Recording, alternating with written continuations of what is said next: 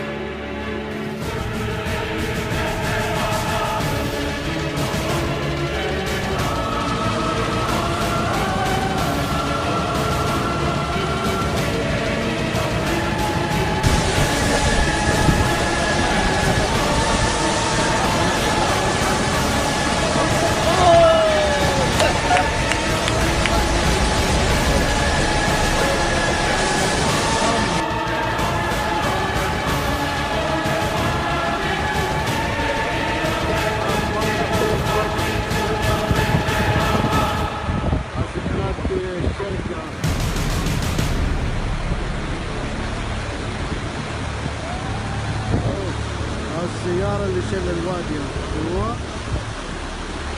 أنا رايح البحر حداك.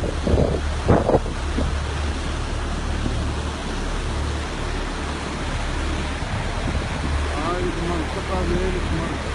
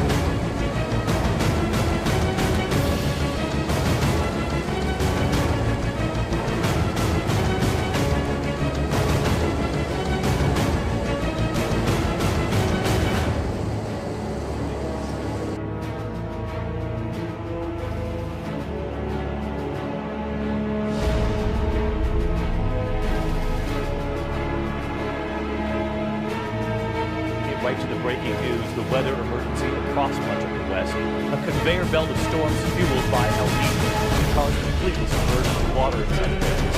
One driver snapping this image, looking out the passenger's window in Santa Barbara, the streets like rivers. And inside this restaurant in LA, listen as the water comes through. Customers simply terrified by what they were seeing.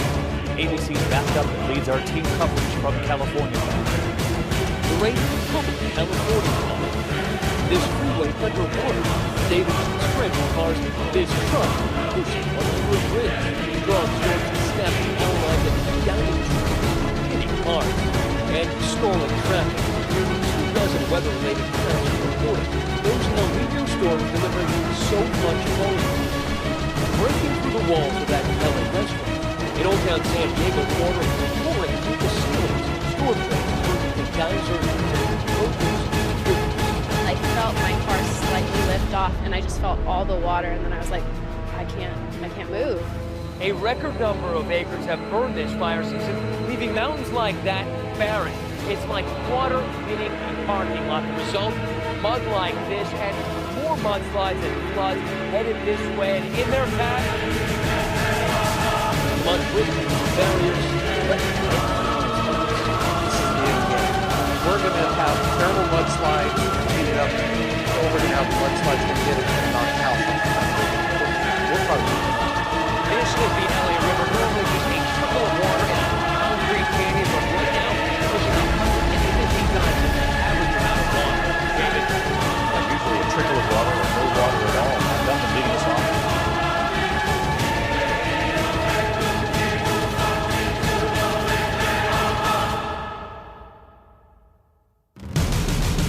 Okay, we are covering breaking news right now here in South Florida. A truck has fallen off a ramp in I-95 at Jose Marti Park.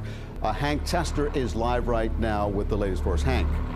Okay, so let's get our picture up from the helicopter. I do have Ignatius Carroll from Miami Fire here. Can you give us a rundown? What exactly, what did happen here? Well, right now we're not sure exactly how he ended up coming off the highway, but we understand a City of Miami solid waste truck traveling southbound on the 7th Street exit lost control for unknown reasons, fell about more than 100 feet onto the parking lot here at Jose Marti Park. Now, the impact possibly may have ejected the driver out of the vehicle, but several structural damages to the park, the buildings itself, but luckily nobody was injured on ground. This is a park that's normally occupied by several children. Swimming pool usually has people swimming, but there were no injuries reported. But there's no normal traffic where it landed, right? This is not a and then just a little side street. So the folks who drive by here on a daily basis, they look down on this park in the river. This is where he fell. That is correct. They look down on this park here, some of the residents that look amongst the park here before and after. But unfortunate for this accident, but very fortunate that it's contained into this area here that's not affecting traffic. Okay, again, what is the situation with the driver? Right now, the driver was transported in serious condition to Ryder Trauma Center. He was barely talking to us, but he is able to obey commands by opening his eyes.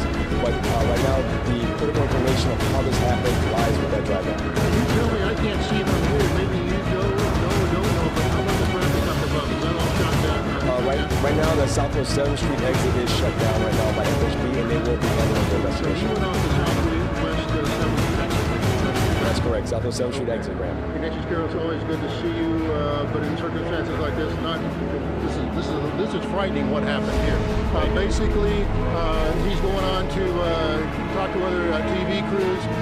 We are now going to toss it back to you guys as we go gather more information.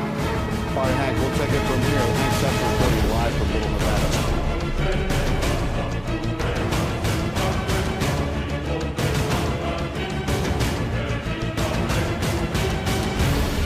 Houston freeways after a wreck on 290 westbound. A woman climbed on top of a big rig, refused to get down for more than an hour, but that was not even the oddest part. She did not have a stitch of clothing on. Melissa Correa is live in Northwest Harris County, and I'm betting there was some serious rubbernecking. Oh, you can count on that. The rubbernecking has now stopped. 290 is back open in both directions. A part of it near Huffmeister was shut down for nearly 2 hours this morning. As for the woman who took off all of her clothes and climbed on top of an 18-wheeler, she is now down the street at a hospital. Doctors are trying to figure out just why she did what she did. Harris County deputies who responded confirmed the woman who was driving a black car first got in 2 minor fender benders in Jersey Village this morning. She fled both of those scenes and then eventually crashed her car into a concrete barrier here along 290. Witnesses say that's when she got out of her car and began to take off her shirt and pants. An 18-wheeler was behind her. The vehicle stopped after he witnessed the accident. Eyewitnesses say the woman then climbed on the grill of the big rig, eventually making it to the roof of the vehicle. The driver of the truck, we're told, stayed in the cabin until rescue efforts began, and they were all out. 2 ladder trucks, several firefighters, and some rope was what it took to wrangle the woman into the bucket and eventually into the ground. Now back out live, Harris County Sheriff's deputies tell me the woman again is here at a hospital in this area. They're going to be running some tests, specifically blood tests, to see if she had a mental break or if today's incident was the result of some drugs. We're supposed to get an update from deputies later this afternoon. Count on us for that update. As for now, if you're heading through 290, the coast is clear. We are live in Northwest Harris County. Melissa Correa, KHOU 11 News. Quite a morning rush hour. All right, thank you, Melissa. Also breaking in.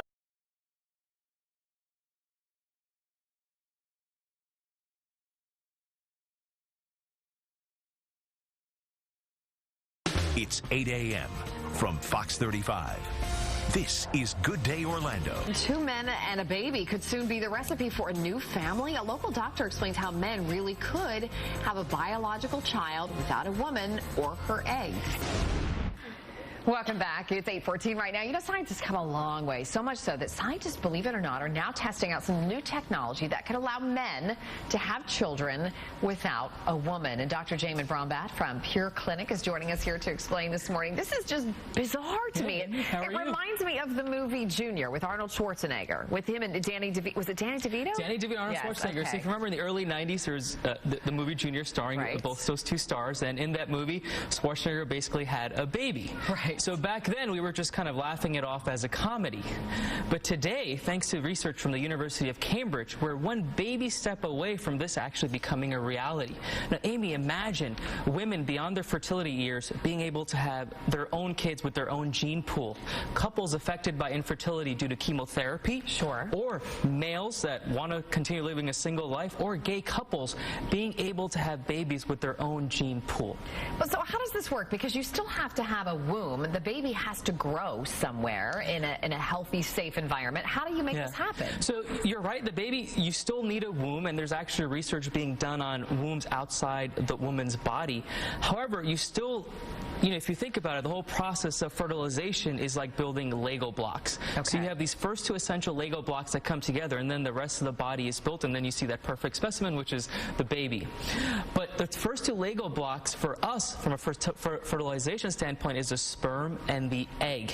What these researchers were able to do is basically, in a lab, in a petri dish, create some of those same tissues, those same cells that would come from sperm and egg. So basically bypassing the need for both of those. Does this make you nervous? It does make me nervous, and obviously anything that has to do with stem cells. So what they were able to do is basically get tissue from skin, and using stem cells create some of those early on cells. So obviously the use of stem cells is controversial. However, infertility is a very common disease. As an advocate for men's health, specializing in infertility, I see several couples a year that have been affected by, let's say, testicular cancer, and then they got chemotherapy, and now the guy is not able to have his own children. So in that case, I think this is an option for them where usually they have no option. All right, Dr. Jamin Brombath from the Pure Clinic. Always a pleasure. Thanks for coming in this morning. We appreciate your expertise. Your website, please. Our website is purclinic.com, or we can continue the conversation on Twitter at Jamin Brombath. Great, thanks.